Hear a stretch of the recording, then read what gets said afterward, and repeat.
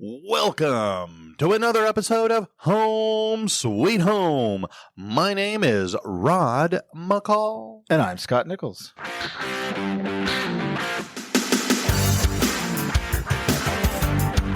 It is summer in Texas for sure. I mean, it's hot, Yes, but that's just life in Texas. it is. It is. It's awesome. And It's great. We love it.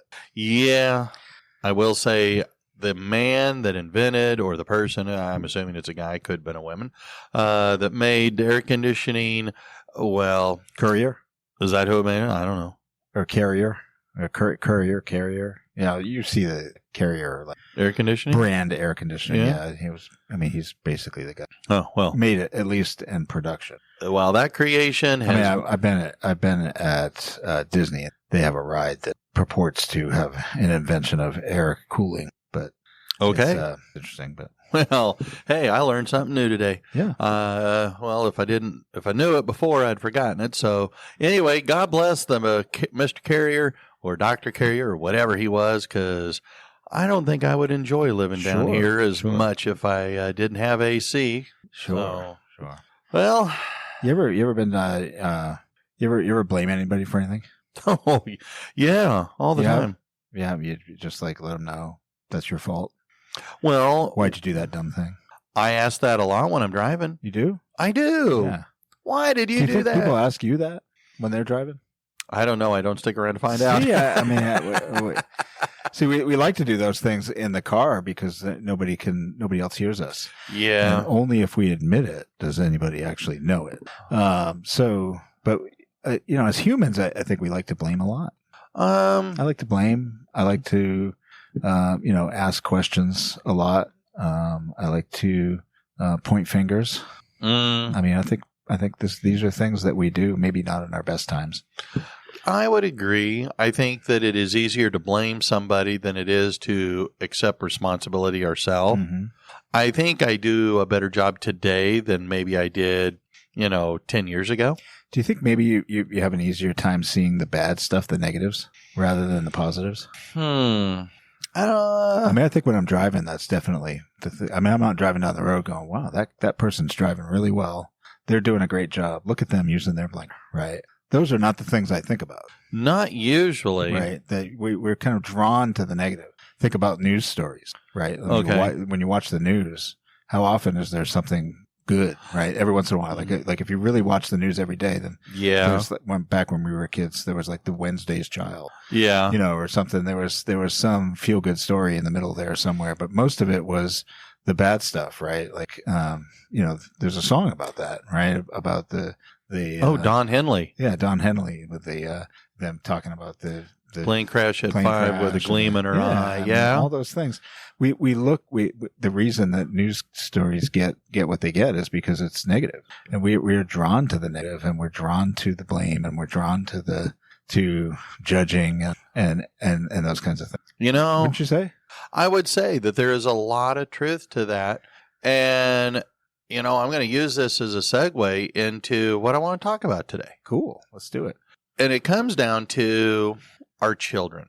Now, I would say that our kids, especially the little ones, Mhm. 3, 4, 5, 6, maybe even up into age 7 for Sure. sure, can really, I don't want to say push your buttons, but can sure make life a lot more exciting than maybe it would be otherwise. Yeah. Is that a right way to say that? Sure. Anyway.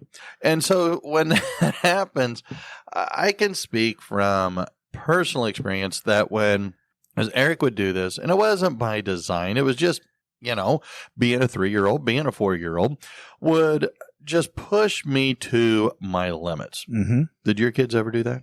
Oh, yeah. Okay. My limit's probably not as far as yours, Oh, I don't know. but they would find it.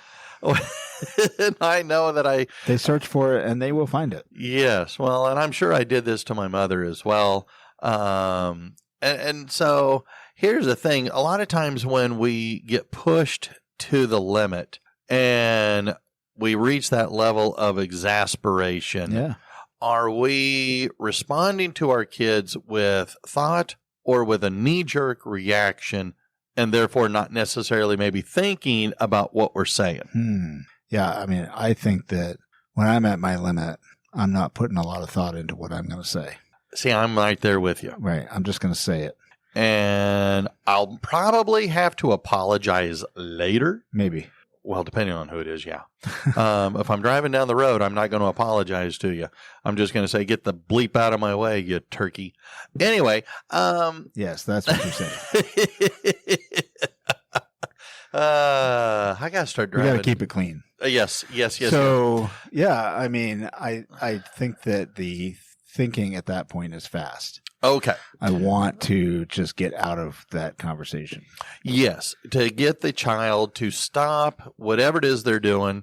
Because a lot of times, especially with a little kid, their emotional regulation and their logic and reasoning is, well, by very nature, being developed. Sure. And so I stumbled across an article by a lady. Her name is Dr. Tova Klein. Okay. And she is an assistant professor at Barnard College. In fact, she is the director of the Barnard College Center for Toddler Development. And I will have to admit, I did not know where Barnard College is till I looked it up, and they are in New York City. And so anyway, she's written a lot of books, one being Raising Resilience, how to help our children thrive in times of uncertainty. And nice. Anyway, she's pretty knowledgeable. I'm going to call her, in my mind, an expert. Okay. So, more so than me. So, well, I mean, everybody's more of an expert than I am. So, well, I don't know. We all have our areas of expertise, and this is not mine. But I liked what she was saying, and she's talking about how so many times when kids, especially our little ones, push us to the edge, we react, and sometimes our words that we use can have an unintended consequence. That maybe the things that we say make them feel ashamed, make them lose a little bit of confidence. And again, when you're 3, 4, 5, well, they're struggling in many different developmental stages. And so I thought, I didn't think she came up with these, and I thought that they were kind of insightful. And I think it was more for me maybe than anything else that I thought these might be really good reminders. All right. So she came up with things that you probably should not say. And so, again, it's hard to react logically when your emotions are driving your conversation. This will be a short list, right? Because I can think of a lot of things I shouldn't say. Well, that is true. But I think when we're talking with, again, you think about your children. Now, hopefully with especially your little kids, you're not using cuss language. Right. But one of again, these are 5 that she came up with. And one is, so you're in a bad mood again? You're always in a bad mood. You bet. Now, maybe that's true. Well, I try not to be in a bad mood. No, right. But I try not to as well. Because I don't like where that leads. Does anybody actually try to be in a bad mood? Because I think that's easy. We've met some people. We've worked with some people. But yeah, when you're 5 years old, you're 6 years old, your brain isn't really working that way. Right. And so when you are a parent or an adult, you probably shouldn't say that to a kid. Yeah. Another thing that she has on her list is, why do you always get upset when this happens? Which, is a great question for a 3 or 4 year old. Oh, yeah, because they're going to be able to logically explain this, right? Or even a teenager who does not know or care about that. Typically children they want their way and they want things to revolve around them, and the why doesn't really matter. Right. So it's just not going to work. And I think that's why it's on her list. Yeah. All right. The next thing she says, not to say, is, did you have to do that behavior again? And she put the word behavior, so you can pick whatever that behavior is. You know, do you always have to, you know, stomp your foot, or do you always have to say that word, or whatever it might be? As a kid, my response to that would be yes, and I would stomp my foot some more. Right. But it's not, again, I think that we could dive into why that would not be a good thing to say. Number 4 on her list of 5 things you should never say is, that's ridiculous. And the last one, this is going to catch you by surprise, you're overreacting. Right. I know whenever anybody says that to me, even as an adult, I immediately reflect deeply and determine that you're right. I was overreacting. And you're right. It was ridiculous. And I'm just not going to do that anymore. Right. Or, I mean, the other option is I would, respond with, you're overreacting.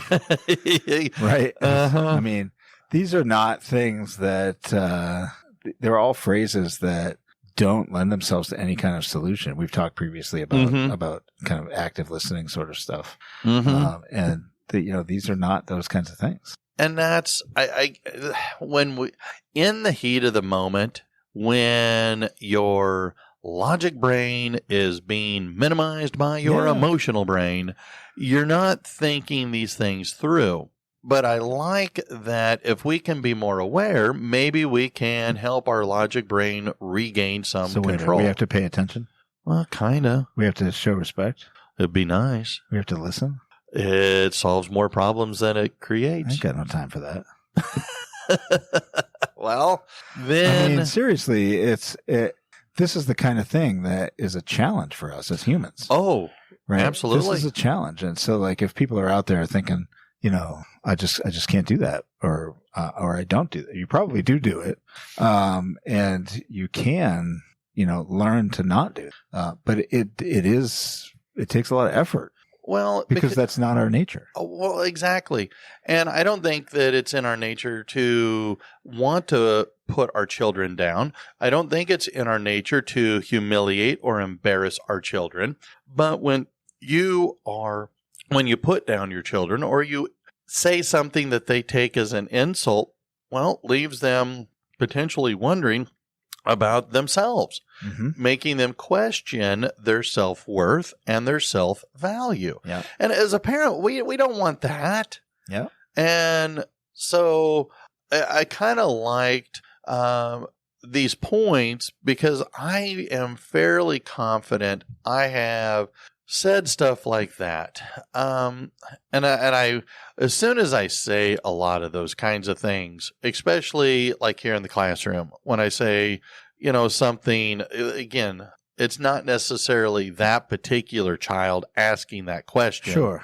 It is the fact that they are the, 438,000th child to ask that particular version of a question that I have heard in the last 2 days. Yep. And I'm tired of saying the same answer to that same question. Right.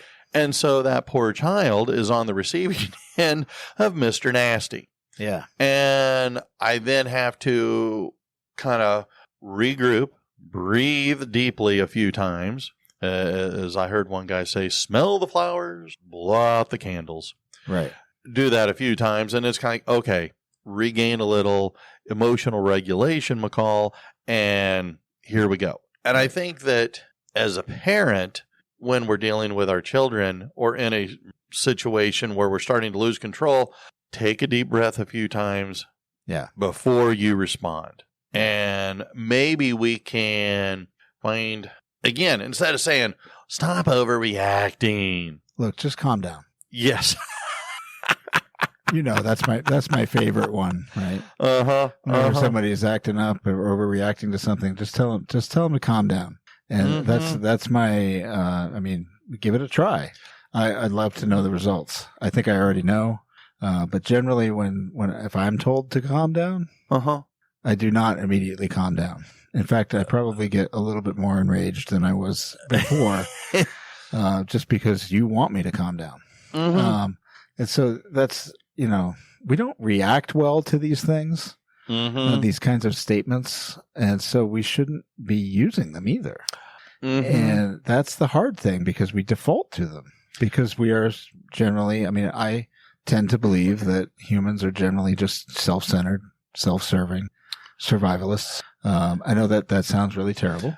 No. Right. But I mean, I think that at the basics of it, that's probably what it is. When you're born, you don't come out of the womb and then start thinking about, oh, how can I serve you? Right. You think about, give me. Yeah. Right. And that's what kids do. And then we struggle with that.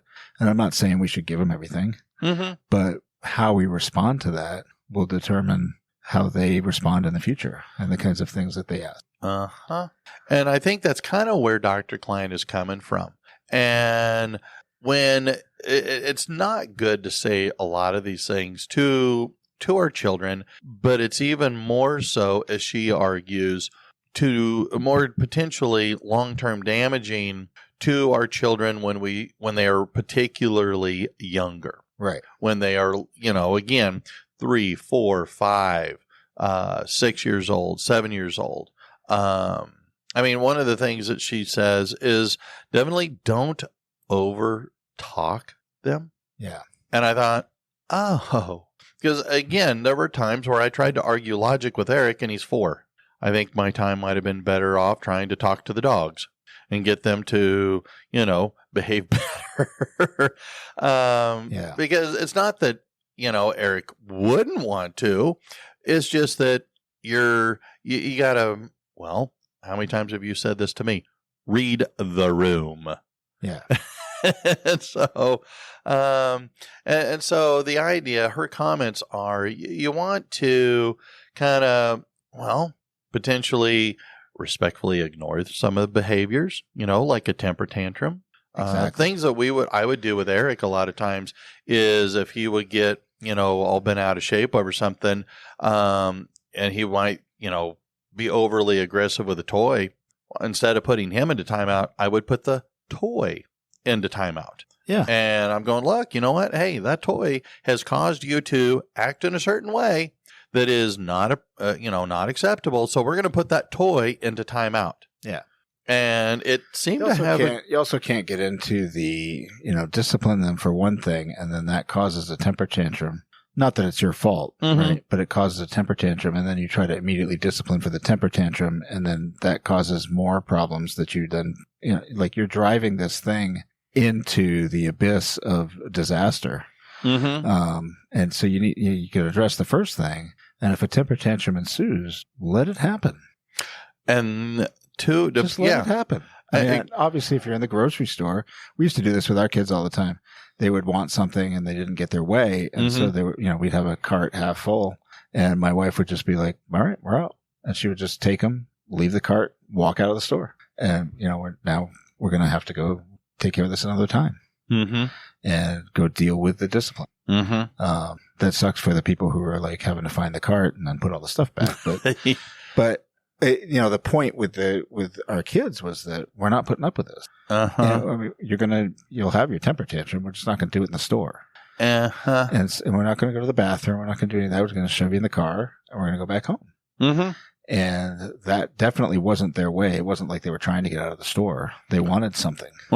And now not only were they not going to get it, but they weren't going to have the rest of the experience in the store. And so, which they tended to like.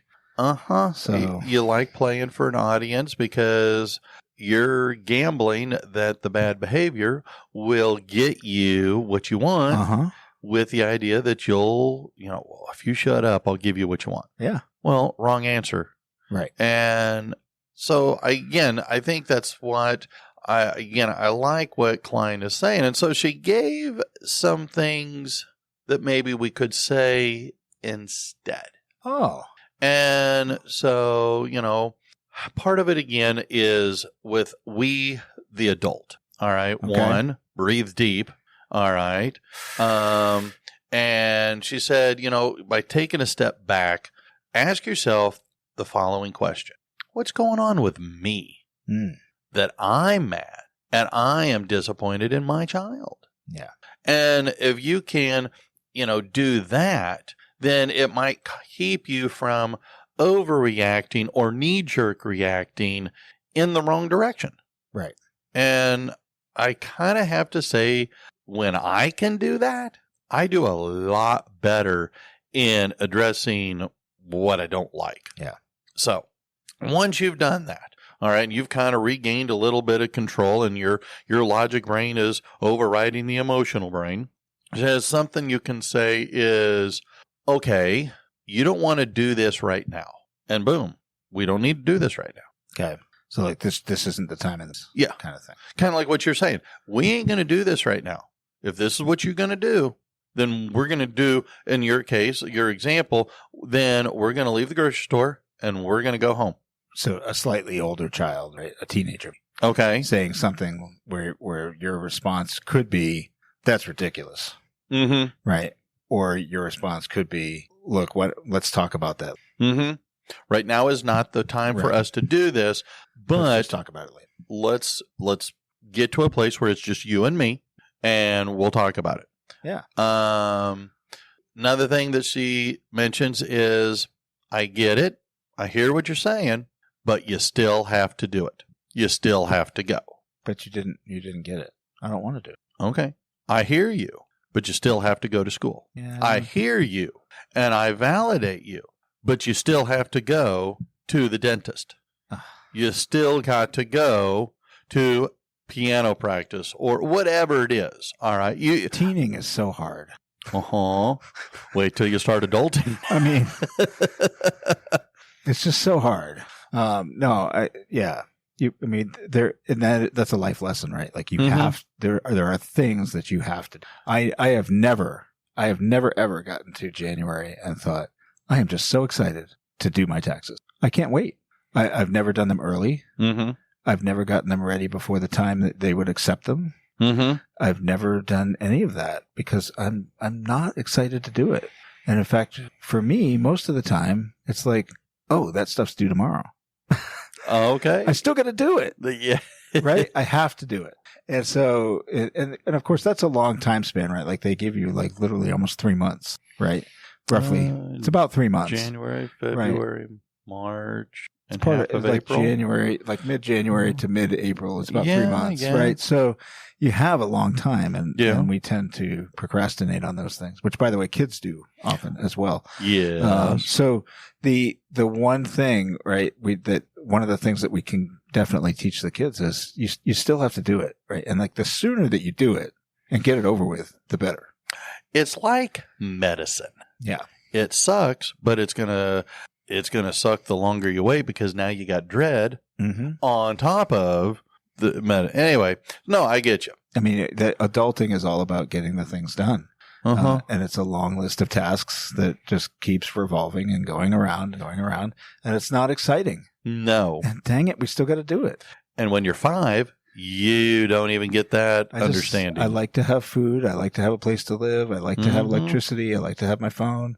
So I got to do the things, for a kid, you signed up for that. You committed to that group. You committed to that band. You committed to the team. You committed to that course. You are going to need to do it and do it as best you can. We talked about winning in a previous episode. Yeah. I mean, winning that is trying. Now, I'm not saying that you got to tell your kid that they've got to get A's. Yeah. Nobody's got to get A's. No. In fact, usually the A's work for the C's, so it doesn't really make any difference. Usually. Right. So, but you've got to do your best. If your best is a B, awesome. Right. And you shouldn't make a big deal about not getting an A. If your best is an A, then you darn well better get an A. I mean, it's just you need to work to your potential and just a hair beyond. And right? Just try a little bit more. And that's the thing is that you can't you can't just be not doing. Which brings us to another thing she says that you can say instead. If this is hard, I'm going to help you through it. Yeah. And we do that as adults. I hire a tax person. I married one. I mean, you married one. I mean, that's not true. I don't hire a tax person, but I do download a program, right? Like I have a program that I use every year. It's basically a tax person. So, cause my taxes aren't that hard. But I still don't want to do them by hand. So, But you have people have people to help around here in the area that we live. People get people to come in once a week or once a month to clean their house. Yeah. So that they don't have to. Yeah, exactly. So it's either you do it yourself or you pay some money, or you do something, but you always need help. Mm-hmm. Always. Another thing she says, when your child is overreacting, well, I wish we could do that. No, I wish we could. I mean, I wish I could do a lot of things. Exactly. Yeah. But instead of, chastising your child, I want to go have ice cream. Well, I hear you. I wish we could, but we can't. So, again. Why? Well, the ice cream store is all out of ice cream. Yeah, but I know that's not true. Unless it's McDonald's. And in that case, and then they have ice cream. It's just broken. Exactly. But, sorry, McDonald's. I love your ice cream. And I guess that brings me to a point of like, you don't necessarily want to lie to your kid about something. Well, right? that is true. They're going to figure that out. Sure. You could. But giving an explanation isn't a bad thing. We can't go do that right now because we have to do another thing. Yes. We can't do that right now, not today, right? Let's make it a special thing we do on Tuesday or Thursday or Saturday. Mm-hmm. You can always put that thing out in the future. Yes. And maybe they remember and later. maybe they don't. Right. I mean, so you can give them some hope on something, but say we can't do it now. Well, and that kind of ties in with this next one, in which she says, I hear you when you say you want to go outside. I get it. Unfortunately, we can't right now. And again, when your logic brain can override the emotional brain, all this stuff makes sense. The key part is getting to that point where you can allow your emotional brain to fade to the background, because that's when we say and do things that we regret. I just think it's, far be it from me to question an expert, because I don't want to do that. When I see one, I'll let you know. But I'm just thinking that I never liked to try to leave it at that. Right? Okay. Like, we can't right now. Because the next question is why? Because that's the favorite question of all children. Yes. And so then I would want to have something to say to that. Well, we can't right now. However, we can tomorrow. We can on the weekend. We're going to go to this park. We're going to do this thing. There's something in the future, but you have to stick to it, right? You can't lie about it. You can't say we're going to go do that thing, and then when that day comes and they say, I want to go do the thing we talked about, and then you're like, oh, sorry, we can't do that, because then you're lying. Right. And so you have to follow through with some of those things. So you got to be thoughtful with, well, what is my response to that why going to be?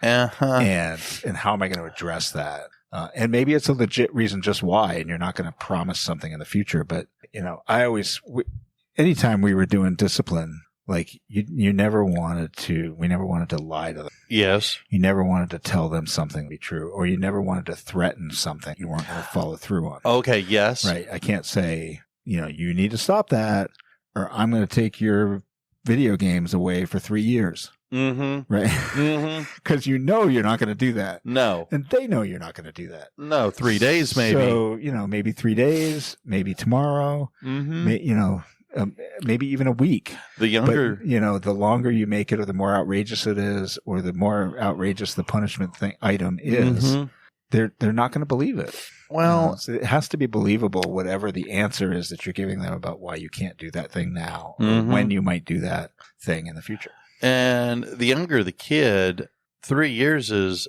an unimaginable amount of time. Right. If you take it away for a day can be forever to a 4-year-old, a 5-year-old. Right. Heck, even an hour can feel like eternity. And to some extent, you have to worry about, if it's a little kid and you're taking something like that away, how much of a punishment is that going to be to you? Well, as a parent as well, right? Like you need to endure a certain amount of that, obviously, right? I mean, you just know that as an adult. But if I'm saying I'm going to take that away for a semester, I might be in trouble. Yeah. I don't know if I can endure that. Yeah. Much less them. So you have to do things that are believable. And that's kind of what I think this Dr. Klein is trying to express is that if you take a moment and think about moving away from your emotions and start applying a little bit of logic, then you might come up with a better response, and you more likely will not do everything you just said. Yeah. So I don't know. Again, I thought that this was interesting. Things that as parents, toxic phrases that we may say without realizing what we're saying or what we're implying by saying those very words. Yeah, I think it's a good caution. Mm-hmm. And we need to take heed and try to address some of our own human failings. Yeah, in these situations, because that's kind of you want your kids to be better, getting better too. And yeah, I totally agree that we are the roadmap for our children, and we can argue like Charles Barkley saying, "Well, I didn't sign up to be a role model." Well, it doesn't matter. Right. We are one. Unfortunately, you don't get to choose all the time who will follow who will follow you, right? But I guarantee you that no matter who you are or what situation you are in, somebody is following you, which means you are leading somebody, whether you like it or And so there's some responsibility that goes along with that, no matter what. And when we embrace it, I feel like we can do a better job with it. Excellent. Let's embrace it. All right. Well, and that's all I got. All right. That's enough. Well, then, until next time, I'm Rod. I'm Scott. See you later. Bye-bye.